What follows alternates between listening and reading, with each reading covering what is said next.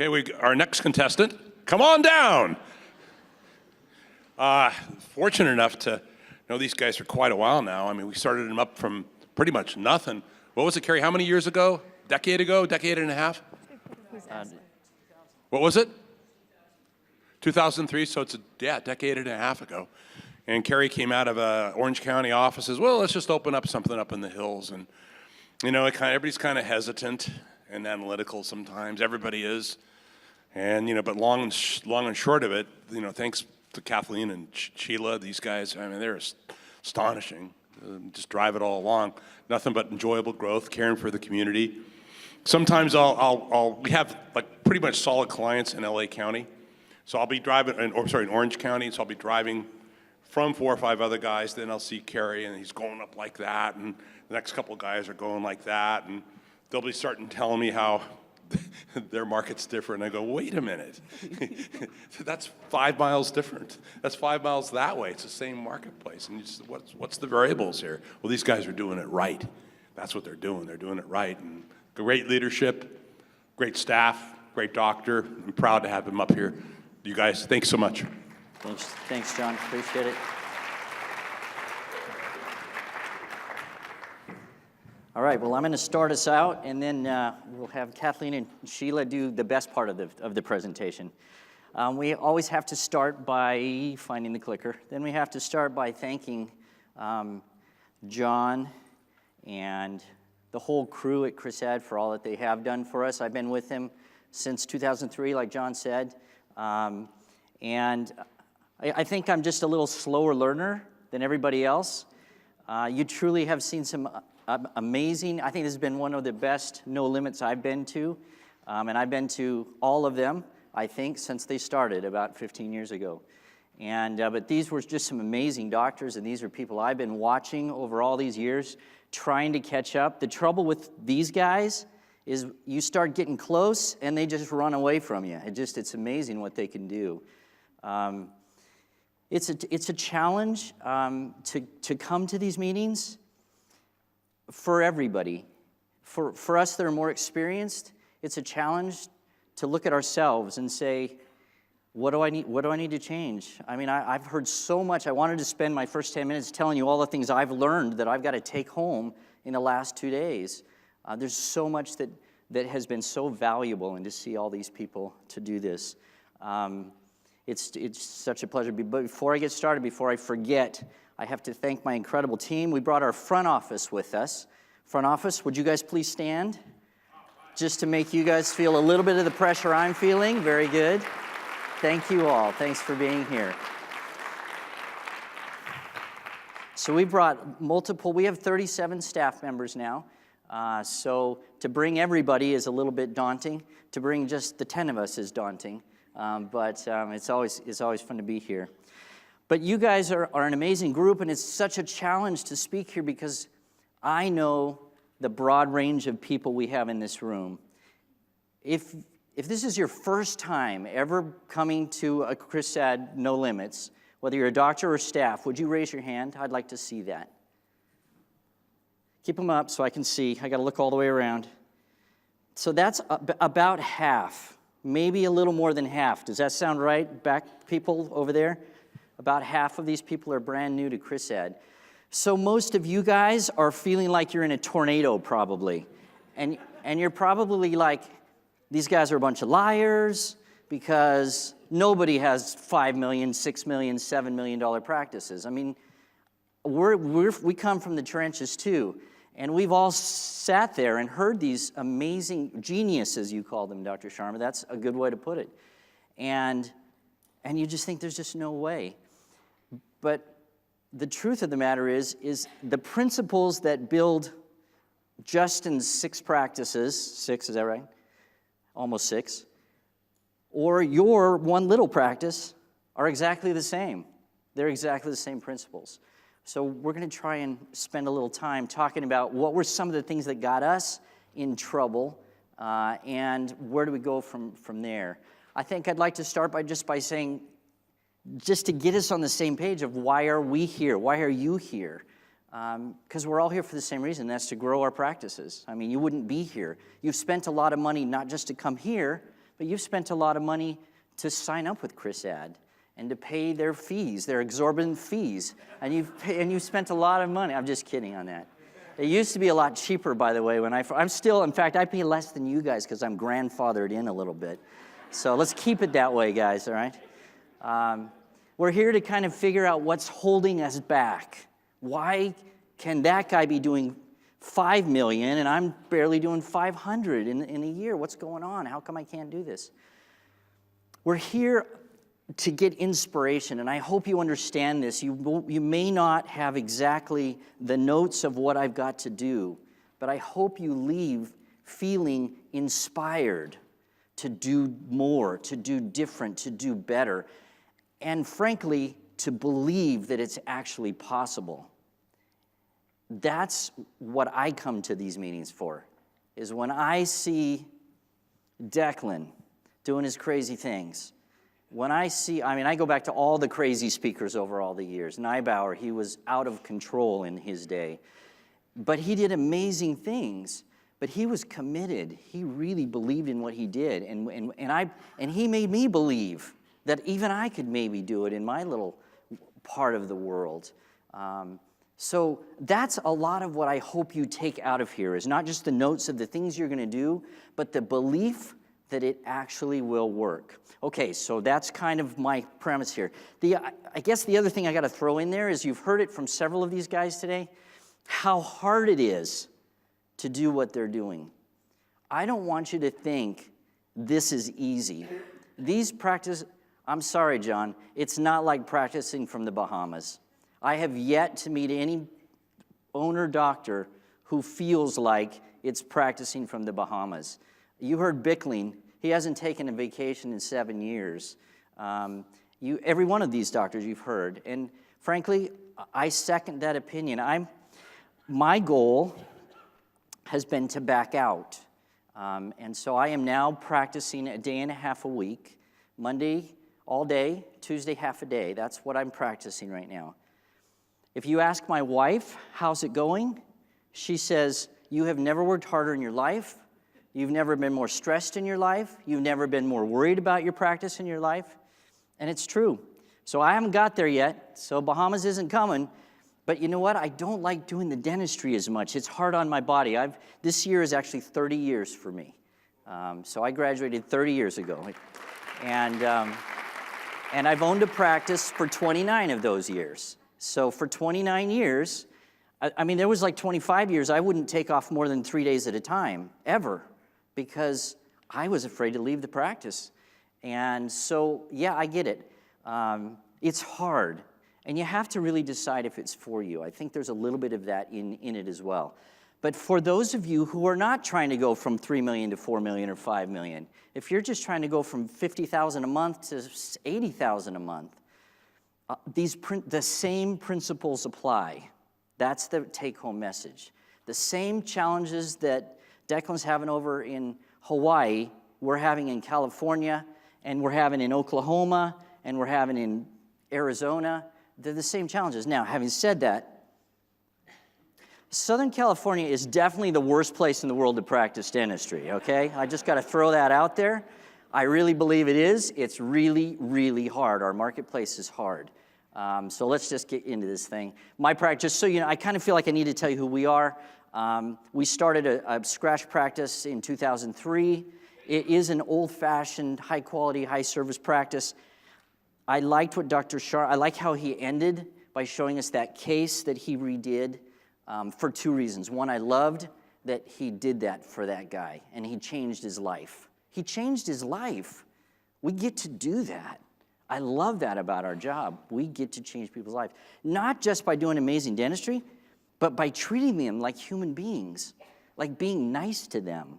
I truly believe that people leave my office feeling better about themselves all day long. And I'm talking about thousands. We've got a lot of patients.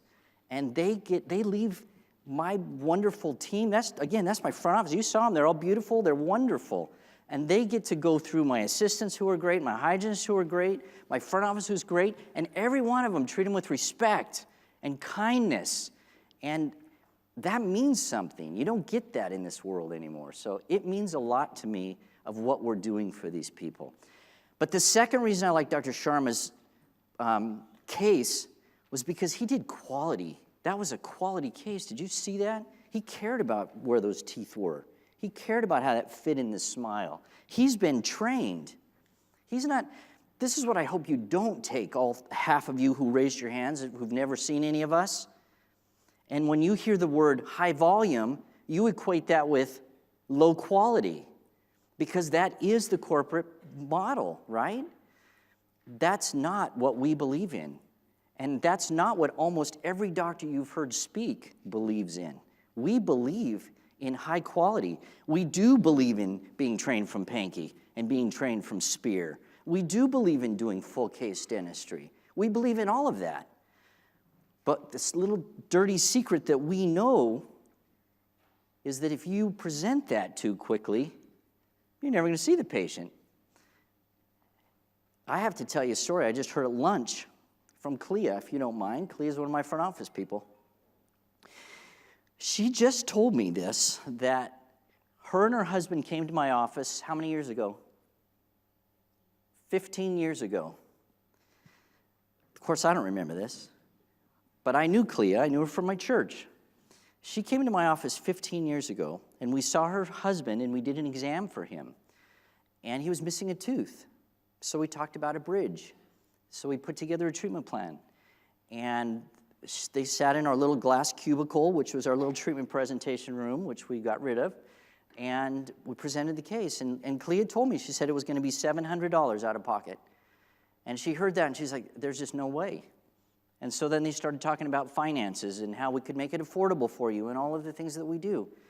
And she stood up and said, well, we're going to go home and think about it, something like that probably. And she never came back.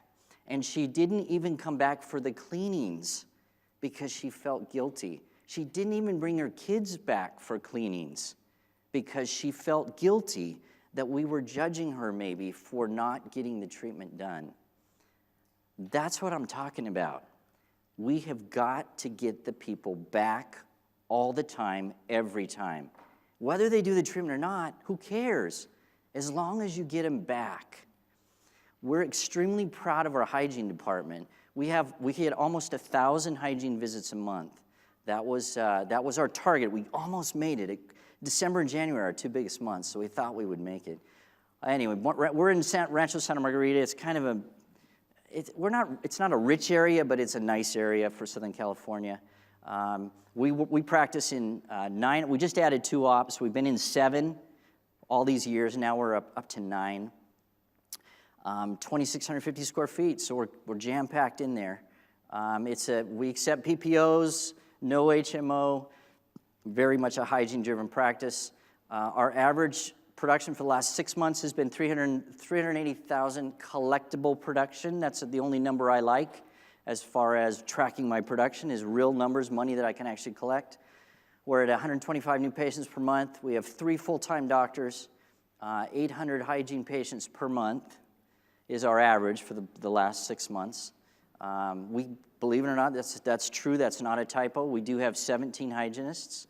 I have the best group of hygienists in Southern California. There is no question about it. They are amazing. One of them happens to be Sheila, who is one of my office administrators, and she's going to talk to you today about that a little bit. We're open 7 to 7 every other Saturday. So that gives you a sense of what our practice is. This is what I live for. I wish I had a good one on my staff, but it's really hard to get 37 people together to get a picture anymore. But at least I can show you my family. I have 6 kids. They're all married. This was actually the wedding of my youngest daughter. Let's see if we can make this thing work. Right there in the middle. That's Corinne. Guess where she lives? Las Vegas. So I get to go tonight, and we're going to spend the rest of the weekend with her and her husband. She's now pregnant, so we're pretty excited about that. We have 8 grandkids. Number 9 and number 10 are on the way. That's what my life is really about. But the other life is those 37 people, because they're an amazing part of my life as well. This is our growth curve. I love this slide. I'm going to show it to you 5 times a day because it's just my favorite. I love up. I love seeing up. But what we're really going to talk about is flat, because that's really called struggle and hard work and frustration, and is it really all worth it? And can I pay my bills? And can I pay my payroll? My payroll now is $110,000 every 2 weeks. Every 2 weeks, I get to hit that $110,000. And I'm telling you, a lot of weeks that's still hard to come by, even as big as our practice is. I'm a little bit past Dr. I'm sorry, I'm drawing a blank on his name, from Arizona that just spoke. Not Arizona, the one before. Thank you, Michelson, Dr. Michelson. He did everything I did in like 2 years. And you can see what I did. It took me 15 years to do that. I can't even fathom putting all of that into 2 years. But he did, and that's incredible what he's done. The profit does come. I've been told that it takes 3 associate dentists to give you the same level of profit as 1 senior doctor, 1 owner doctor. Justin, do you believe that? Does that sound about right? Yeah. So 3 full-time associates to do the same level of profitability as a senior owner doctor. So don't get frustrated when you see the dips. Now, why would you do that then? Well, I don't have to do much dentistry. It's not as much fun for me now. There's a lot of stress in my life, and that's one area I don't really enjoy that much stress in. I hate giving blocks. I hate giving blocks. I've been doing it for 30 years. I still hate giving blocks. I'm pretty good at it too, but I still hate it. It's stressful. And you know what? If I don't have to give another block of the rest of my life, I'm going to be a happy guy. So that's part of the reason. We'll talk more about that. But back to what are we looking at? So what you've got here is my 15 years of struggle building our practice. I view it as kind of 3 stages of growth in a practice. The first one is maximizing the single doctor practice. So a lot of you are probably still at that stage. Somewhere between 40,000 and 120,000. That's maximizing the single doctor. If you listened to what John said yesterday and followed his roadmap, you would get what it takes to do this. That was all about giving patients what they want, being these really consumer-driven offices. Once you maximize that single doctor, he can only do so much. If you want to continue to grow, then you've got to go into phase 2, which is associate-based growth. And that can be your first associate up 120 to 200 or some number like that. And then once you got that down, if you want to grow more, it takes more of the same stuff. You got to do more associates, more hygienists. And it just then becomes a multiplication and replication of the same thing. Every one of these stages have their own blockages. Everyone has their own challenges. So again, I'd like to today just to kind of break that up a little bit.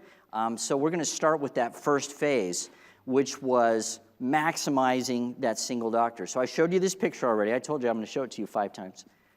But if you take that and just shrink up those first 5 years, it looks like this.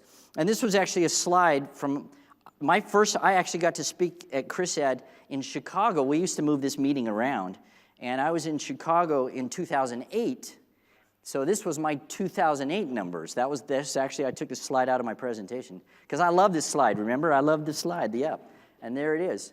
But you know, when you look at that, from about here to about here, these are quarters, by the way. So for about 10 quarters, I call that stuck. And I call that frustration because I was paying John and a whole bunch of printers and mailers to grow this practice. And for all those years, I was stuck. And that was frustrating. And it still is frustrating when you get stuck, because you're going to see later, we're going to talk about where we got stuck later. Now, if you lay this over the top, that other little line is the number of new patients. So when I opened my practice, if you run the line over, it was 90 new patients. And over those next 3 years, the number of new patients went down, which made no sense at all because we were growing the practice. That's called blockage. We had blocked the inflow of our new patients. It was really interesting because we didn't cut mailing. We were mailing the same amount, 15,000 or 10,000 or whatever we were mailing back in those days. I don't know, but we kept mailing them. And in case anybody wonders, by the way, we've mailed the entire 15 years. We mail 15,000 a month. We always have. We probably will continue. That's my market, my target of about, I don't know, 3 or 4 miles out, my 30,000 households. We just mail them over and over and over and over and over, just so you know. All of a sudden, when we figured out how to break through the capacity, look how those numbers, the new patient numbers went back up. We did not change the marketing numbers. So that's kind of the point. All right, well, at this point, you've heard enough from me. So I am going to jump over John's quote, which is really cool, but we're moving right on here. That first phase, maximizing the single doctor office, what we've learned it comes down to is guess what? Guess what the number one word is, the first word I put up there? Trust. Just like you've heard over and over. It is all about trust. It is all about honesty. I don't know what more to say about that. We've heard a lot about it, but it is 100% the foundation of our practice. People have to believe, they have to trust, they have to know that we only care about one thing, and that's them. We care about them, and we're going to treat them appropriately. Excellent customer service. There's just, I love Justin's thing about the was it the Ritz-Carlton? I had to tell my staff this, that I don't like the Ritz-Carlton. I'd be nervous in the Ritz-Carlton. I mean, I'm nervous wearing this jacket. I had to go buy a jacket to put on. In California, we don't put jackets on, by the way. We don't wear jackets. So I had to buy one when I saw everybody else wearing jackets, you know. But you don't have to be Ritz-Carlton to be excellent customer service. Because, you know, most of my patients don't like Ritz-Carlton. They don't want to pay that much money. If I could charge them 5 times as much, there's some people that would like that. But most of them don't. Most of them just want to be treated right, like you said, Justin. You just do everything right, and you give them respect, and you be kind and all the rest. All right, last, get the money right. It's all about the money. We could speak the whole day on that. I'm just going to jump right over it. Most of it has to do with case presentation, which we've been hearing about over and over and over. Don't present too much. Okay, well, I'm going to be the guy to tell you our case presentation, actually our per patient value per exam is, John said $775. We heard over 1,000 today. Mine's $450. Mine's $450. And remember, I live in a kind of affluent area. My only excuse I've got, John even got after us yesterday about it, but my only excuse is they're healthy. We have a lot of healthy patients. I mean, these patients come in and they don't have any dental work for the next 30 years. They just don't. And they're in hygiene. And so we're running them through over and over and over. So that's all I can come up with. But get the money right. You start presenting it. Just at lunch, one of my great front office people was running some numbers, and she told me the people that didn't come back were the ones that I presented $1,000 to $2,000 treatment plans on. So it follows through. And lastly, convenience. We've heard all about that. All right, at this point, I'm going to actually introduce you to Kathleen Gwaltney. She has been a huge part of building this practice for the last, I always get this number wrong, 14 years. 14 years. And she is the ultimate in customer service. And so I've asked her to come up and share a little bit about what does it take to get the patients through the door. So this is for anybody that is interested in that topic. So Kathleen, it's up to you. I don't need that. I don't have any You want me slides. to turn your slide? Yeah. All right, you got it. I'm going to stand over here. I don't have slides. I'm just going to talk today. So I feel like Justin and the other doctors already did all my speech. Everything that I'm going to talk about, you guys have already talked about. So it should be pretty easy. But I'm going to talk about 3 things, and that is, and when I talk about all 3, it's about how to make those 3 really easy for our patients. And also, with all 3 of those, is retention, getting those patients to come back, keep them in your office. So I'm going to talk about phone calls, and I'll do 3 phone calls. I'm going to talk about our treatment coordinators being in the room with the doctors, and then also the checkout, giving them that last number and the last, walking them out the door. the reason I wanted to speak, and I appreciate you, Chrisad, asking us to speak. Thank you. I was thinking about all those doctors that are one doctor and a couple hygiene, and they're at 70, 80,000. And what I've always got from Chrisad, these meetings, is we're always looking for a nugget. Two little nugget just to take back and put it in place. And if I could do that with a couple things I'm going to talk about, it's huge. And one of those is your phone calls. Just get your phone calls right. Just answer your phone and sound nice, sound caring on the phone, and just get them into the practice. If you're with Chrisad, the new patient calls. You know that there's a script and the way you say it. I've always based our practice on how I want what I would tell you guys is think of somebody that you love. Who do you love most in your life? Who do you care about? I have two beautiful daughters. One of my daughters here, she runs our hygiene department. And I love them, I love my husband, but I think about my parents. Always run the practice about how to take care of my parents, how I want my parents to take care of. I love my mom. When my mom goes into a dental practice, how do I want her taken care of? She lives in a different state, so I always think about that. But that's how I treat my patients. From the time I answer the phone to the time they walk out the door, that's my family. I love them. They're great. So phone calls, new patients. If you're Chrisad, you answer that phone, and it's super easy. So I'm going to do phone calls, and I'm not going to play a part or make any, funny noises. But the simple new patient phone call is, ring, ring, ring. Thank you for calling Penrod Dental Care. This is Kathleen. How may I help you? Hi, I need to make an appointment. Perfect. Do we need to get you in for a cleaning, or is there a tooth that's bothering you? I need a cleaning appointment. Great. What's your last name? Oh, I'm a new patient. I've never been there before. Well, awesome. Welcome to our practice. You're going to love it. I have 4 amazing doctors. We're open 7 to 7 on Saturdays. Did you have a time and date in mind? Well, I like Fridays. I don't work on Friday. Mid-afternoon, my kids are in school. I can come in. Perfect. I have this Friday at 2. Would that work for you? Yeah, that actually works for me. Great. Let me get your name and, phone number, and how to get to our office. I always check to see if they know how to get to our office. Yep, we do. Perfect. We'll see you Friday. Have a great day. Super simple. New patient. You don't ask them about insurance. You don't ask them about how they heard about us, anything that extra. Just get them in the office.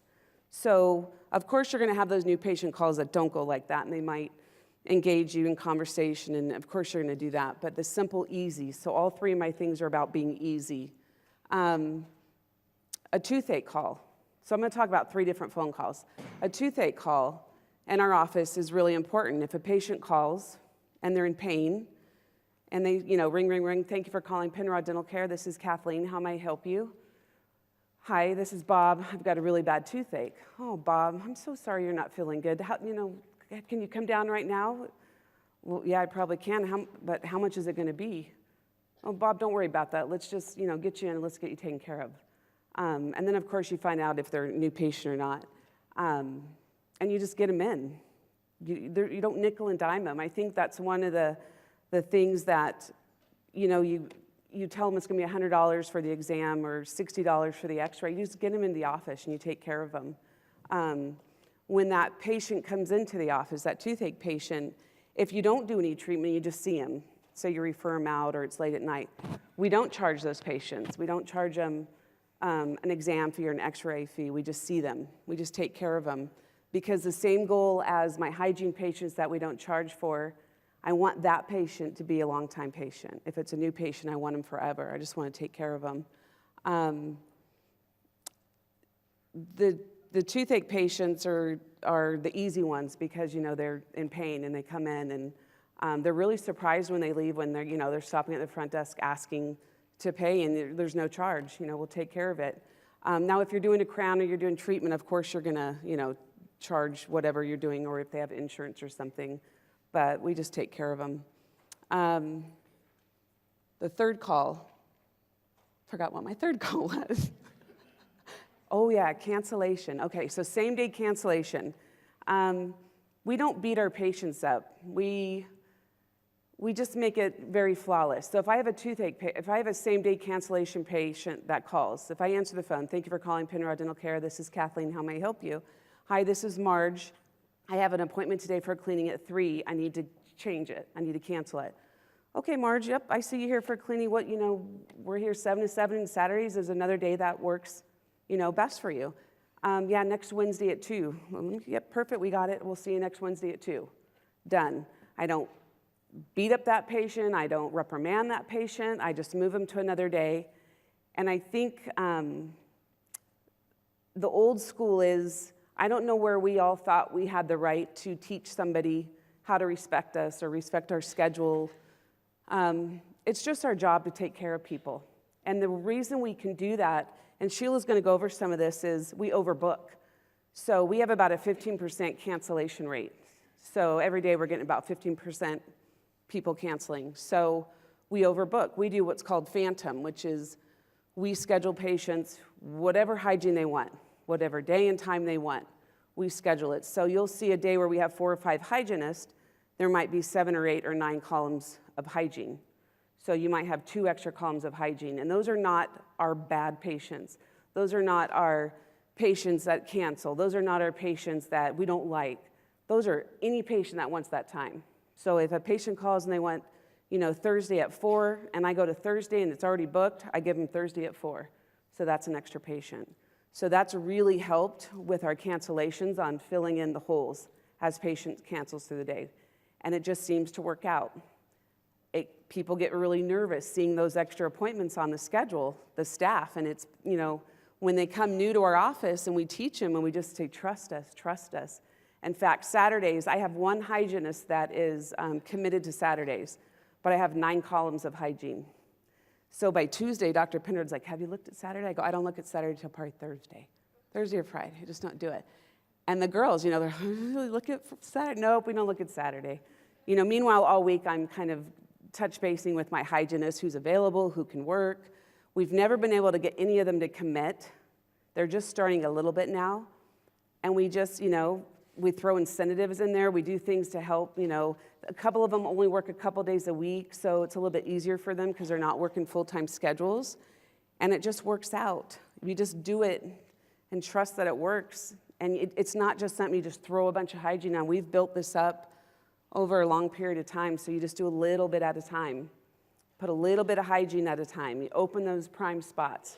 We are very fortunate that all of our schedule's full, and I think we just have a lot of families that work from home, and mom and dad's home with the kids, and it just seems to work for us. But our prime times are full, our evenings, that's where you see a lot of the phantoms in the evening time, the early morning times, and that phantom columns have worked great for us. So, back to the same-day cancellations, just don't beat your patients up. Don't give them a lesson. They don't need to hear that. Just take care of them. That's all they need is for you to take care of them. The last thing I'm going to talk about is the treatment coordinating. The treatment coordinator being in the room with the doctor. We have probably Lisa, who's here today, myself, Monica. She's not full-time treatment coordinator, but she's there. We probably have 3 full-time treatment coordinators. Kim is here as well. Every single time the doctor does an exam, we're in there. We try to protect our schedule. Most of our schedule, the 6 days that we work, we have set up so that our doctors are exclusively doing exams. So they might do part of the day treatment, then the second part of the day exams, where they're looking at charts, they're looking at x-rays, they're going to see patients, they're spending a little extra time with the patient, 5 minutes versus 2 or 3. They're not thinking about the filling in the next room or the rubber dam that's on. They're concentrating on that patient in that exam. And we're able to go from room to room. What I do with the doctors is I go in, if I'm going to go in and do the exam with the doctor, and I may sit with the doctor and they've looked at charts and x-rays and we talk about the patients and we'll write a little bit of notes down. And we take turns. So Lisa's looking at, we try to get in there 20 minutes, 25 minutes after the hour. Our schedules are about an hour for a hygiene appointment, so we're trying about 20 minutes to 30 minutes after to be in there starting the exams. And we just start. So Lisa might go in and start with the doctor first. If that patient has treatment, then I might go to the next exam. But we're always in the room, and that patient knows we're in there. And either the doctor introduces them, the hygienist introduces us. Sometimes I introduce myself if I get in there first, or I might know the patient already and I'll say hi. But the most important thing is that they know I'm listening to everything that doctor's saying. Whatever the doctor goes over with the patient, whatever they say to them, whatever they're talking about a tooth, why they need it, what they need to do, they know that I've heard that. So old school is they come up to the front desk, nobody's been in the room, and they say that the doctor said I didn't need to do that. I don't need that. That never ever happens. So being in there, I'm able to hear everything, communicate that. The doctor might leave the room, and so I, say to Bob, who's in the chair, Bob, I'm going to go, I know you need to get that crown done, so I'm going to go check your insurance if they have insurance, and I'll be back in a few minutes. And the hygienist finishes the cleaning. We wear radios so we can communicate with each other. So I tell Nicole I'm going to go work on that, and I'll be back, the hygienist. And then I go get my number real quick, 5 minutes if that, or 10 minutes if the insurance is put in correctly. So as soon as I get that number, I'll tell Nicole on the radio I'm coming back in to give that patient that number. And so she kind of preps the patient so they know I'm walking back in. I walk in, I say, Bob, I looked at your insurance and looks like it's about $550 to get that crown done, and that's it. And then I'll say, we have time today if you want to do it today. That's easy, that's it. You don't have to give them any information about the max, the deductible. We all know how it used to be. The more information you give the patient, their head is spinning, they don't understand it. You lose them after a certain point, so just make it easy. Now, because you've gone and you've looked at their insurance and you figured out what that number is, you can answer any questions for them. If he says, well, what's my insurance going to pay? And I can say, about $500, you're going to pay about $555, and your insurance is going to pay about $500. Perfect. He's not asking me about his deductible or his max or any of that. And he tells me what, if he wants to stay today. And then I let my team know, he's set up in this room after the cleaning where he's doing the crown today. If it's closer to the end of the hour and I'm not going to present the number in the room, I just tell Nicole, when you're done with Bob, bring him up to me, up to the front desk. Let me know when you're ready. I make sure when I go up front, I'm not going to lunch. I'm not going into a meeting. I'm not going up going, Monica, Bob's coming up. Can you give him this number when he comes up here and get him scheduled? I try not to do that. I don't want to do that. But I see Bob. So when Nicole brings Bob up to me, he's already seen me in the room. I ask him how the cleaning went. Everything went well, great. Nicole's got you scheduled. We got to get you scheduled back for that crown. Looks like after your insurance, your portion's $555. I've got a 4 o'clock tomorrow. Does that work good for you? It's super easy is what we try to do. So now, again, if he comes up and he has questions, you can answer that because you've looked at everything. You can tell him any other information that he needs, and then you just get him scheduled. That's the checkout part, giving that one number presentation, doing it in the room. Now, there's a whole lot that goes with that, and I'm not going to get into that, but we're able to have that exclusive time and enough treatment coordinators over the years, you add one, we're able to do that. And we're training our doctors. You're not allowed to go in the room unless that treatment coordinator's with you. And we have a couple doctors that try to go rogue and everything, but we track them down, and it's really has a game changer for our office. Our case presentations went crazy up. Before patients were walking out the door, people up front, you get busy, get on the phone, the hygienist brings the patient up. They don't know what happened back there. They don't know what the doctor discussed. You just have to be in the room. It's really important, and it was a big change for our office. And the exclusive exams were a big change for our office. Being able to schedule the doctors, every day is different, but they're all about the same, where one doctor's doing exams. I might have 2 or 3 doctors doing treatment and one doctor doing exams, and then they switch off. So that's been huge too, where you have a doctor that's fully engaged in those exams. They don't like to do that all day, but you switch up the treatment. So that's it. Making it easy, taking care of them. I can't stress enough about taking care of your patients and treating them like you treat your family. That's really, really important. Well, that's it. Yeah. Thank you. Did I talk too fast? Thank you. I talked too fast? Well, you can see why I've been able to build my practice, because I've had Kathleen as that backbone for all these years. She truly is an amazing person. I'm so glad to have her. Okay, we're going to run right through quickly into the next section. The next section is associate-based growth. See, we get tired. Doctors can only do so much. A senior doctor can do a lot more than an average doctor. But whether you're an average doctor or a senior doctor or an owner doctor or whatever, there is a point where you are going to max. You saw that slide that I showed of my new patient numbers coming down, that's max. That's me maxed right there at about 80,000 10 years ago. That was all I could seem to handle until we decided to bring somebody else in, and that's where this is. This is associate number 1. And I'll tell you, I was scared to death to bring in an associate. I really was. It meant so much. It meant adding so much. We had to add the hygiene. We had to add the doctor. We had to add all the staff that goes with it. I think a lot of you are probably right at that point, trying to add that associate or figure out how to make that first associate work. I'm going to just quickly jump right to this little section, which is, why don't all doctors do that? Why don't we add that associate? Well, you don't have to. I mean, if you're happy there, adding one associate isn't going to make you any more money. I can tell you that right now, especially if you start backing out at all. But it might free you up a little bit of time. But if you think you're going to add associate on Fridays and Saturdays when you want off, and he's going to just work Friday and Saturday, you're probably mistaken, because that's not how it works. In order to be successful adding an associate, you got to have your head completely in the game to bring up the practice as well as the new doctor and the rest of the team as they come along. So again, this is a tricky spot. There's all kinds of reasons, and I think it's been presented pretty nicely about the negatives of this. The fear, the risk, the stress, the hard work that comes along with that. Now, there's a ton of benefits, and so that's why we move on and we do it. I've asked Sheila to come up and talk to us about that expansion process, about how you actually do add more hygiene and how you add that new doctor and how you make that work. Sheila's uniquely qualified because she is a hygienist. And if I had to do it all over again, if it wasn't Sheila, I would never have a hygienist do this, because hygienists have their own way about them. They have certain feelings about things. But the beautiful thing about Sheila is she sees things like I do, more than anybody I've ever worked with. She actually has the same vision.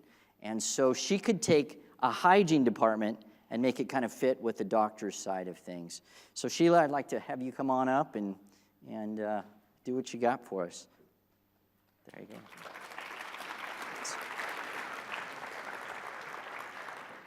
Thank you. So first I have to try to thank 3 people without crying. And that probably won't happen, but Dr. Penrod, first for hiring me. I was very grateful for that, so thank you. But more importantly, for sharing with me his mission statement that is the heart and soul of our practice. We have terrible systems, but we have a good heart and a good soul and a good culture. But we're working on our system, so that's good. He taught us early along that we can tell the patients what they want. I mean, let me start over. We can tell the patients what they need, and we're all really good at that, especially hygienists. I have to admit, we can bring out our graphs and our probes and all the things we like to do. And doctors, we like to do all kinds of explaining. And we've heard today that that's not really what the patients want. But the difference between that and what Dr. Penrod has taught us was to, tell them what they need, but stop and listen and give them what they want. And I think that was so huge for me, just being blown. My mind was blown that we could actually do that all day, every day. So once I met Dr. Penrod, I never left, because it was too good to be true. So thank you. Kathleen, she's our guru of all customer service.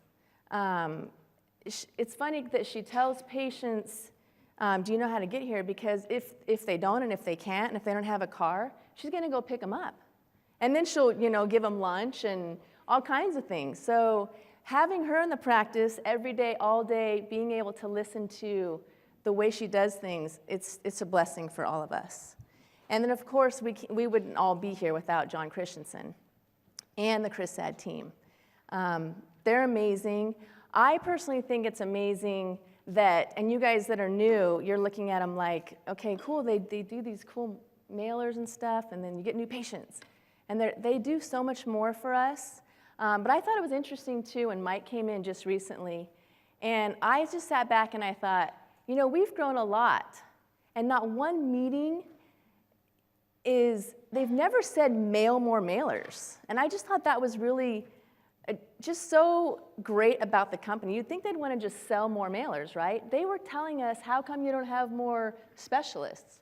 And I just am so grateful to John and his whole team, and I don't think you'll meet a more caring individual or a more caring team. So I'm honored that we're up here, so thank you guys. Today, we just kind of want to share a little bit with you about our growth, like Dr. Penrod was saying. So I think, am I clicking this wrong? Oh, there we go. Just like the patients, there's two main obstacles to treatment, we kind of think, of course, is money or time. That's the same problem with our growth. I mean, we don't have time all day long to sit in meetings and do all these things. And I think if we did and had more time and more money, like that idea, I don't know who said it, is take a bank loan out and add more staff. I was just talking to another doctor recently about that. That sounds so scary, and that is so brilliant if you didn't have the money. Of course, easy for me to say because I don't own the practice. But Dr. Penrod was saying, just tell them our story. And John was saying, Sheila, how do you add hygiene? And you guys are a lot. It's great that you asked them how many people are new here, because I was sitting there with you guys, and I was just, what are you talking about adding phantom columns and adding more hygiene, and we can't fill the 2 o'clock and the 4 o'clock, and how are we going to do that? And the cost, and hygienists are so expensive, and they don't help, and they don't do their instruments, and they just drink coffee and all this other stuff. So let me just tell you the first stage, and I think Nick said it great in the meeting, was just take your current team, what you have, and shift them down a tiny bit. Because I think all of us don't really know if we trust this theory in the beginning. We're kind of like, add hygiene, add prime time, I don't want to work after 5. We've heard that a million times. If you hear nothing else from me today, because I kind of go rogue on my speech, it's actually a guarantee. It is the best investment you're ever going to make, and I will never tell you anything, and nor will Dr. Penrod or Kathleen. If I haven't done it, I wouldn't tell you this. We tried it, and it works. Investing in primetime hygiene works all day, every day, 100% of the time. So taking the bank loan out and just adding 2 or 3 people from 5 to 7, that's the magic. But we did it slow, like Dr. Penrod said. We're kind of like, you know, the turtle, slow and steady. So taking the current team, going down a couple hours. How do we get them to do that? They all want to do it right away. No. Nobody wants to do that. Nobody, can you work till 7? No, I got to pick up my kids, all that stuff. So we incentivize them. And Dr. Penrod, I thought this was brilliant. He's like, I'm just going to pay him 6 hours, pay him 8 full hours, but for 6, and shift him down.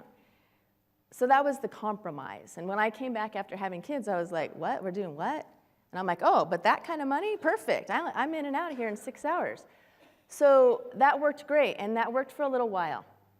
So we've learned, too, over the years that if you want people to work harder, I know we've heard a lot about this today, which is a bummer for all you poor doctors. You got to pay your staff more, you know? But if you're making more, this is great. You want to give your team more money. So anyway, back to growth. The next stage, we still stayed within our team, and we decided, all right, you guys all shifted down. That's great. Everyone's happy. It was filling. It's like magic, really. It was filling. All of these prime time appointments were filling. As soon as we added a column, it would fill. It would fill, and it would fill. And we did it slowly by shifting down. And then the second stage, we kind of had these little meetings, and we thought, what are we going to do next? Do we want to add hygienists? They want 8-hour shifts, and how do we get them? So we asked within, and we said, hey, who wants to pick up a few short shifts here and there? This is within our current team. We had about 12 hygienists at the time, and they were like, yeah, I'll work for that kind of money, you know, 3 to 7, I'll, you know, go run some errands and come in for a couple hours, or 7 to 11. We used to be open till 8, which I plan to do soon. I got 1 committed already today at this meeting, so that's good. And at that point, we were kind of all in. We decided, you know what, this works. And we talked today, we wish we would have done it faster, but that's okay. We went at our snail's pace, but we're still going. We also learned that we just added the hygiene right next to the doctors. So again, kind of trying to decrease the risk, and it still kept working, so we were thankful for that. A little uncomfortable. We had poor Dr. Penrod working 12-hour days during that time to stretch and do all these exams, but he doesn't have to do that anymore. So today, we just hire and add only prime time. There's no other strange shifts like 8 to 5 or anything. They start at 7 or they end at 7. Something unique that we decided was when we started looking at which hygienists were, I don't want to say better, but less perio-y. Is that a word? I can say that. I'm a hygienist, right? We literally, I'm going to admit this because it's embarrassing. We saw a hygienist in the back office Thursday, Friday, whatever day it was. I don't even know. I've been here 3 days. Wednesday. She had her gloves on. She had her phone out. Now, this is the disclaimer. She does only work like 5 hours a week, and we love her, but after this, we don't. She had her phone out with a perio tooth graph chart. Like, here's your bone loss and all this stuff. And I'm like, and the poor patient's a doctor, and I thought, oh my gosh. So I'm in the back looking at her chart, looking at the patient's chart. I'm like, he only has 4mm pockets. Why have we got the phone out with your gloves on, by the way, and you're showing the patient all this bone loss stuff and talking about dementia and, oh, it's a nightmare. I'm sure that is how you get rid of your patients. If you don't want any more, pull those charts out and tell them that they have a disease and they're going to die. And I'm sorry, I'm a hygienist, and they do something weird to us in school. You know, they do. And if you're a hygienist and I'm just going to put a plug in for this. Any assistants out there? If you're a hygienist, guys, do your own instruments, right? Like, you go to hygiene school and they're like, oh, you're amazing now. You don't have to do your own instruments. That's just dumb. I'm sorry. If we didn't have assistants, our lives would be miserable. But back to my speech, I told you I go a little rogue here. Our superstars, the ones that don't pull the phones out, we stretched them. And yeah, we pay them the 12-hour shift, and we give them a 2-hour lunch, and they get overtime, and they get $52 an hour plus overtime, and I'm not good with math, so what is that? A lot, too much. Definitely not sustainable, I'm sure, but guess what? They're selling a ton of dentistry for me because they actually care, and they're doing it right, and they're not perionizing. That's going to be my new claimed word here today. We have a ton of meetings about the patient experience. We don't talk about perio and classifications and all these other weird things. We talk about our bad reviews. We talk about, you know, I got a review last time about the Prophy 2. Oh, that would be an 8-hour speech, the Prophy 2. Because as if you couldn't, they're such a terrible patient, you couldn't clean them in one time. So we talk about what we do wrong, which is not always great. We always tell them what they do right. But the patient experience is what brings them back. And Dr. Penrod also tells us, which was great when I learned, the patients want to hear that they need nothing, especially if they don't feel anything, like John says. And then you go tell them that their teeth are going to fall out of their head and they're going to have dementia. It's a whole other problem. Keeping the hygienist happy, so I have to hire a lot of them because we have 1 million of them and they only want to work like 4 hours and all this other stuff. But we are open 7 to 7 and Saturdays, so we have to hire a lot.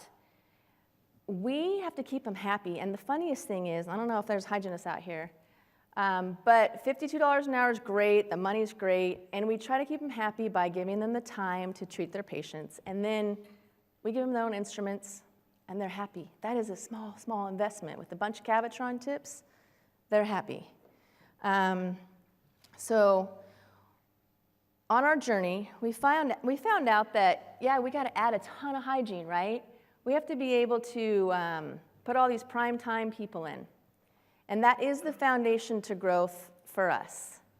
However, we also found that when we added prime time hygiene, we had to add adequately trained staff to support the prime time hygiene. And we found out that that unlocks all the unlimited growth that we need. It's also our biggest blockage. You know, we spend, I think, more money, if not on staff, it's on training. And we're still learning how to train. I got great ideas from Justin today. You must feel really good today, Justin. Everyone's just telling you you're the man. But you are the man. You don't get that at home, okay? So this is our recipe. And again, we could talk for hours about this. It just repeats and repeats and repeats. You add the primetime hygienists, and I'm going to stop and just give you kind of one point on each of these. We train our hygienists to listen to the patients, and the ones that we keep the longest, the hygienists, are the ones that literally will just listen to the patient and give them what they want. They don't want root planings, they want to whiten their teeth. That's great. We're going to let them do that. And I know there's all these legal things and all that. We're not going to get into that either. But we also spend a lot of time talking to our hygienists about looking at teeth in addition to gums.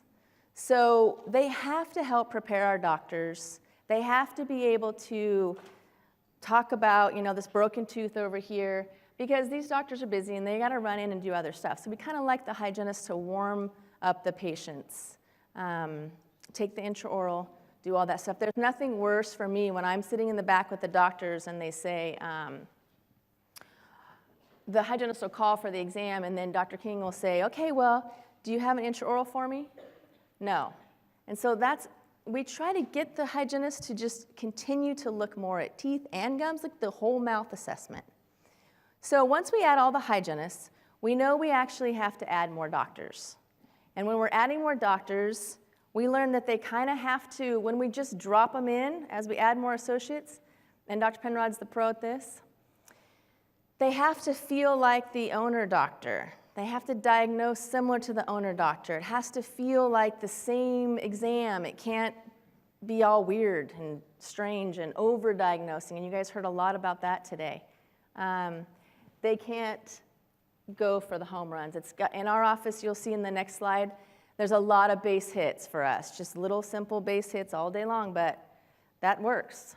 And again, same amount of hygienists and doctors, we have to add what we like to call them as available treatment coordinators, and they have to be, like Kathleen said, in all the exams.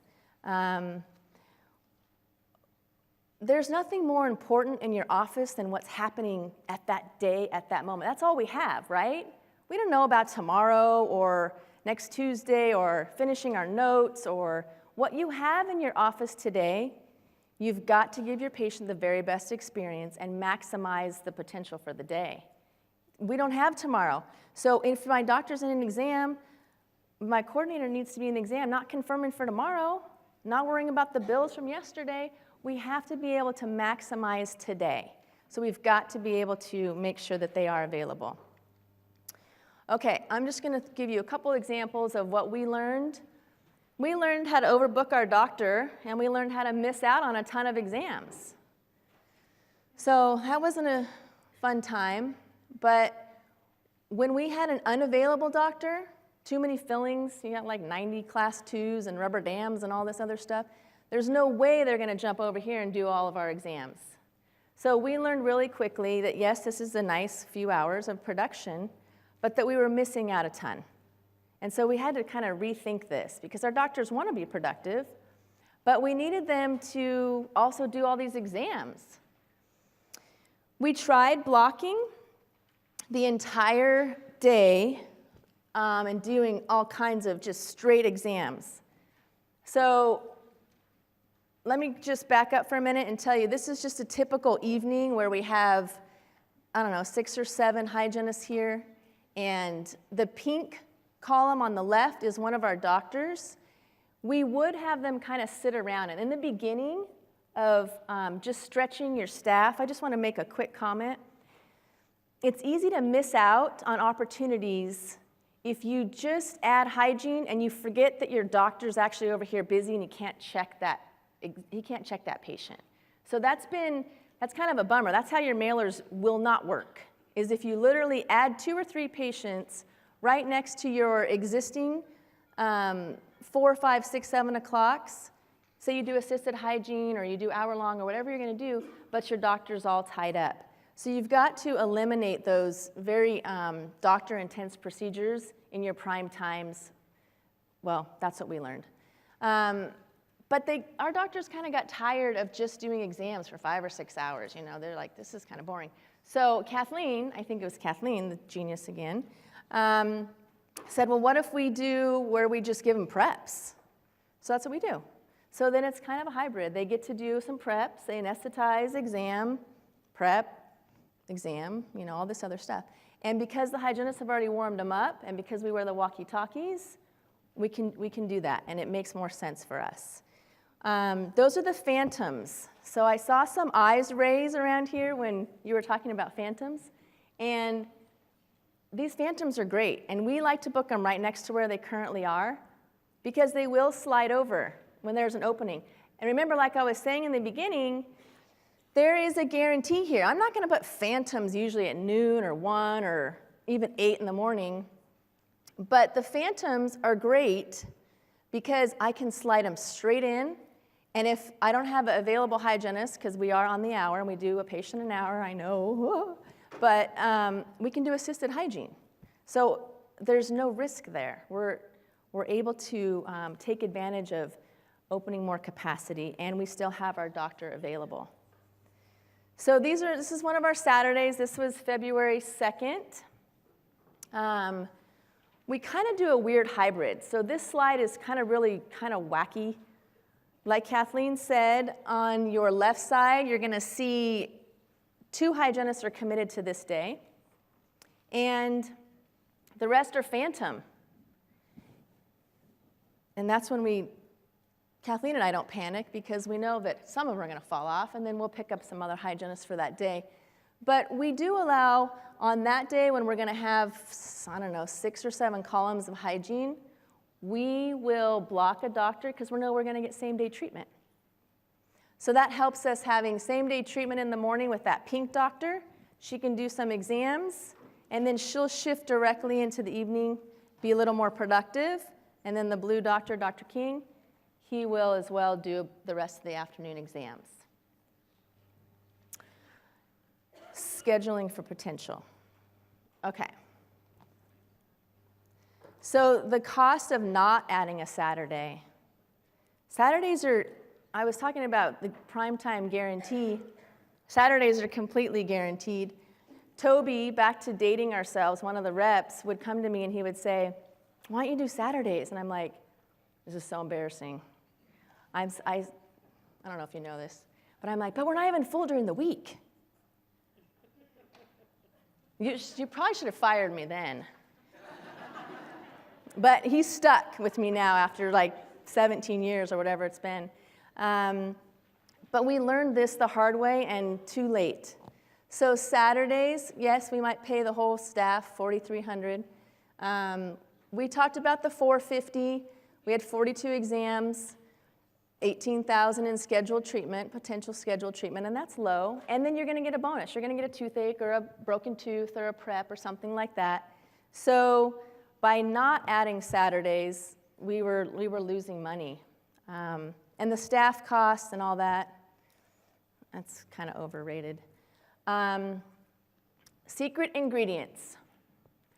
Okay, so we added a full-time recall specialist. Again, should have done it sooner, but we have learned.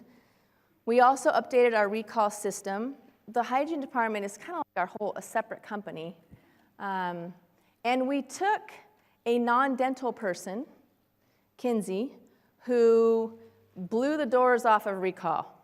Kinsey could probably be up here and talk to you guys about recall for hours.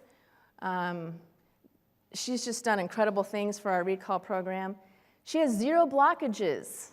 You know, there's no stress for her to fill the 2 o'clock today, you know, or don't put them here, or don't put them there. She's just like, it's customer service. Get them in when they want. Yeah, you want to come in today? Great. You want to come in tomorrow? Great. You want to move it? Great. And I think that's been huge. So there's no blockages. She works on her own in a separate side of the company, and she's able to focus completely on that. Another very underrated area that we learned the hard way because we just didn't have the time or the energy to put into that area. So Kinsey's done incredible jobs there. Yes, we track the pre-appoint rates. We reward the hygienists with the highest. We need to look into when they're pre-appointing, I just heard today or yesterday, which is so sad, that some of our hygienists are still trying to squeeze them into their days. It's terrible stuff, but that's okay. We use Lighthouse. Nothing in our office blames patients. We don't have, you're overdue, you're gonna die, all those things. On Lighthouse, this really helped us. We just kind of emailed them and said, take all your stuff out, put our hours on and our logo, and we want you to say this, and we want you to do these intervals, and we just customize it for $300 a month. It was the best investment we made. They told us, no, we can't add Saturday. We can't add all your hours on there. We can't do all these things. Well, they've learned to do that, and it's really helpful. We added online scheduling, so that was great. Another great idea from Chrisad Local Med. Patients can schedule straight in. And we added that to our mailers, and we also added that to our recall. So patients are seeing it all day long. They can just text. I think there was some statistic, and I could be wrong, about when they decide to call, they literally want to be in within 48 hours. Like, that's a research-based answer. And I think we're only going to go into the future with, if it's not online and it's not now, they're not going to schedule. So, especially because it's the dentist, right? It's the last place they want to go. So anyway, more recall stuff, which is kind of boring, but I think having our hygiene coordinator confirm the patients was also another way for her to control and keep the patients in hygiene, keep them on that system. So she confirms, and she's really serious about it. She tracks every patient, which is crazy because we have, I don't even know how, but she puts them on all these different lists, and she changes the way she contacts them every couple months. So it might be an email, it might be a text. We don't do the phone calls very often, maybe a certain classification of patients. So anyway, we did learn that we did underestimate the value of that area. So that's another great place to invest. So that's kind of all I have to say. I think my last statement would be, even though it's a little crazy, it's a little hard at times, it's a lot of fun. And the easiest first step is add someone from 5, 6, and 7 in the evening. So thank you, John, and everybody. Appreciate it.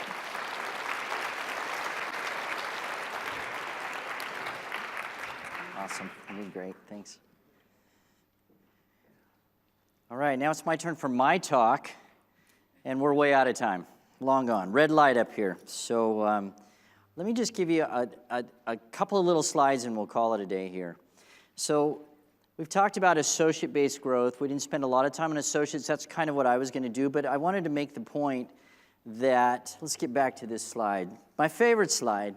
So that little blow-up was right there. That's where we were stuck for those 2.5 years.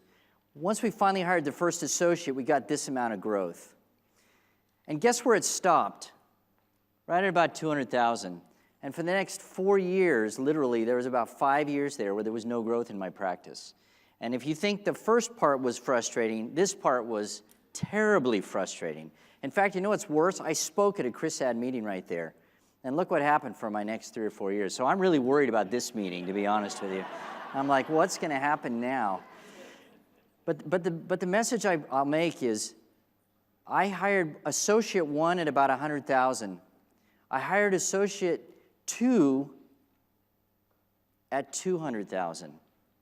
So this whole time I was running with me and another associate. It wasn't until we hired associate number 3 that we went the next level. And then I actually got lucky and hired an associate who does $150,000 production. So she's like having 2 more associates. So my practice now, and then the guy I hired back over here is still with me, and he's an amazing dentist, so he does $120,000. So I've got 2 associates here that are producing like 3, plus me on top of it. So if you look at the number, we're bouncing at 4, And in fact, I just brought up I texted out to these guys my little numbers for the last 12 months, and it averages 380. It's dead flat for the last 12 months. And guess why? We need another associate. What I'm finding is about every 100,000, you're going to plateau. Anybody watch Gold Rush, the show? 1. All right, we're going to skip it then, because boy, that's the whole reason I keep cable TV is so I can watch that show once a week. I even got a text this morning. I figured it was a signal from God that said, you have a new Gold Rush on your Discovery today. Just today I got that, see? I won't go into it. All right, so here's my final slide. I'm going to stop right with this one. There's a recipe for growth. You've seen that. You've seen the recipe from a lot of the speakers. Here's my recipe. For every $100,000 in production, you got to have a full-time doctor, and you got to have 200 hygiene visits. Then you got to have all the staff to support all of that. That's the recipe. I'm stuck at 400. In a year, I'm going to be at 500 because I'm bringing on a great new associate. And if I want to go past that, I just got to do it again. Now, is that hard? It's really hard. But we know it works. We know it works. Justin, you know it works because you put them in your practices all day long. We're doing it in one facility because I like the lower overhead idea and the easier to manage. I can't even imagine managing more than one facility. But I know this recipe works. I've been watching it for a long, long time. And I'm just really proud of Chrisad for helping us see that over all these years. So it's been our pleasure to be able to share with you what's worked for us. Thanks for listening to us. And thanks to these two ladies as well for a great run together. I don't know where we're at with time, John. Do you want to do any questions? I know everybody's going to have a ton of questions for these girls. Come on down. Questions? Oh, good. Thank you for your question. Come on up, girls. These are going to be for you. Hello, Mary from Dr. Zamora's office, and I do have a question for Kathleen. Oh, I know you mentioned that. Where's Mary at? Over here. Oh, hi, Mary. Hi. I know you mentioned not to give a hard time to a patient when they cancel. Yes. But that's our situation, or in our office, I've noticed. I'm the receptionist, and I've noticed that they cancel always at the last minute, and yes, and then we can't really double book. I know you mentioned to double book, but we short staff as well. So it's the same situation.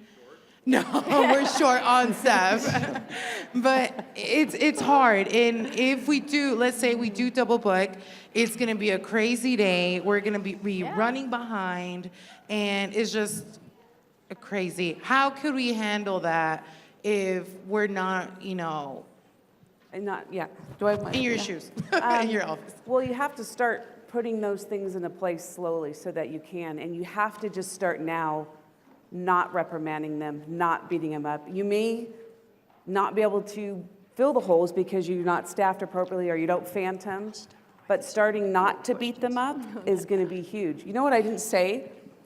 What I've noticed in the last few years, because we don't beat our patients up, I have better patients. My patients, they call and they understand that they're canceling.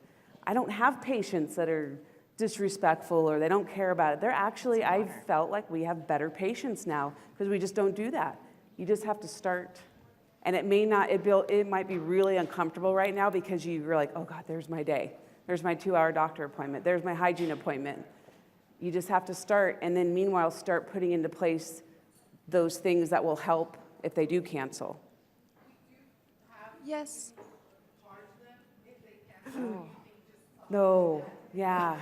If you don't want to see that patient anymore, yeah, then charge them. But if you want them to come back, don't charge them. So before you answer the next question, let me reiterate what Kathleen just said about that. We believe, and this came from her yesterday, and I second this, because we're nice to our patients and we don't beat them up when they cancel and they do things that they shouldn't do, because we respect them so much, we believe they respect us more, and they try not to cancel, and they do call. and they give us warning and all that. And we we really thank them. believe that. Now, we Yeah. believe where we live may be different from where you live. We get that, so. And we thank them. We thank them for calling and letting us know. Yeah. So this comes from Justin Koch. He says, we are not going to be tough on our patients when they do need to cancel. If they call us, we are going to find the perfect time for them to reschedule. He says, if their mom and dad were not able to teach them manners when it comes to call you ahead of time. You know, you have those patients that will call you from the emergency room because they have a family member that is in the emergency room, and they're having the courtesy to call us because they know they have an appointment. I had patients, I take the care of the after hours line, so I listen to these messages. I know when our patients are canceling.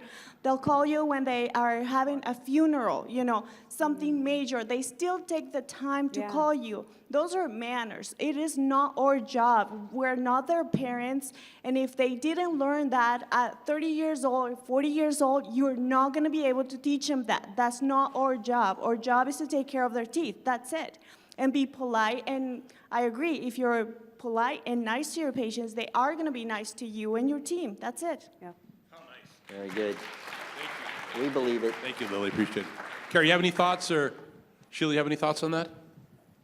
No, I think you you're gotta always aware look of 'em. inward if there's cancellations. You know, it's Yep. kind of the responsibility. What are the factors that caused it, and what could be done to minimize it into the future? It's still going to happen, but before you can start pointing finger at the patient, you got to go, what have I done to minimize the probability that's going to occur? Where did you pre-appoint them? That's the biggest reason they don't come back, because they're working or in school and trying to get them to come back at 1 o'clock. I mean, that's the biggest reason we got. So. John, also, Yeah. I think you're exactly right. You have to look inside for all the problems that we're having. I take most of the complaint calls, and patients, like Cleo was saying, they feel guilty. They'll commit to the hygienist, to the 3-month and the 4-month pressured appointments, and then they'll schedule and they'll call back and cancel. The other thing is, what we've learned too is you've got to get the treatment presentation super clear, and then they are less likely to cancel. So if you get them on your books, they have to know how much it costs and that the insurance is verified. So all those little things that you might be starting to hear from your patients as to why they're canceling, there's got to be, we have to figure out what that is, but it's definitely internal. We have to take some responsibility for it. Yeah. And- I mean, and- you know, and I think- high levels of soft tissue, over-aggressive doctors, screwing up insurance, things like that. You know, it's like that'll cause it as well. You know, the other thing I would say along that line is, I loved what Declan said this morning about showing that doctor's schedule with no patients on his schedule, and yet he's going to be more productive than most of us are going to be in our days. I think that the mindset that you have to have a full doctor's schedule to make a good day is a fallacy. I think once you start to open your mind that my best schedule is if I can get a patient in right away or tomorrow, that's the best way to do it. So don't get as hung up when you have a cancellation. That just opened you up time to do something else that might come through. Good job. All right, question over here. Anyone else? Hi. As part of the patient cancellations, partly when we have an actual system for the staff, a manual for confirming steps, confirming the patient's appointment. For example, if the hygienist, which is the hygiene coordinator, being the face of the practice for confirming appointments for the patient, call number 1, they'll call, hi, you have an appointment scheduled, please call us back to confirm, or kindly respond back to a text that I'll send you in case they get voicemail. At the time of that text, they're noting to the patient, we do have an appointment scheduled for you tomorrow. We have not heard back from you to confirm. We'd appreciate a call to allow, if this doesn't work for you, we can allow the time slot for another patient or give that opportunity to another patient of ours. So kind of that kind verbiage that allows the patient to understand why you're calling to confirm, not just that you're calling to bother them and making sure that they show up to that visit. We do understand if you're not able to make it, we can help accommodate you to a different day, but do call us. That way we avoid so many of those phantom scheduling, and also we're creating steps for our staff as well to follow, and we know ourselves, 1, 2, the second call, if they're not responded to, or the second text, we can go ahead and follow through with our phantom. Yeah, that's a great system. We do something similar to that as well. So, yeah. Nice, that's awesome. Any other questions? All right, I think we're I'm going to good. stop asking for jokes. Yeah. Oh, I'm gonna get my water. I have a good Yeah, we'll take these off.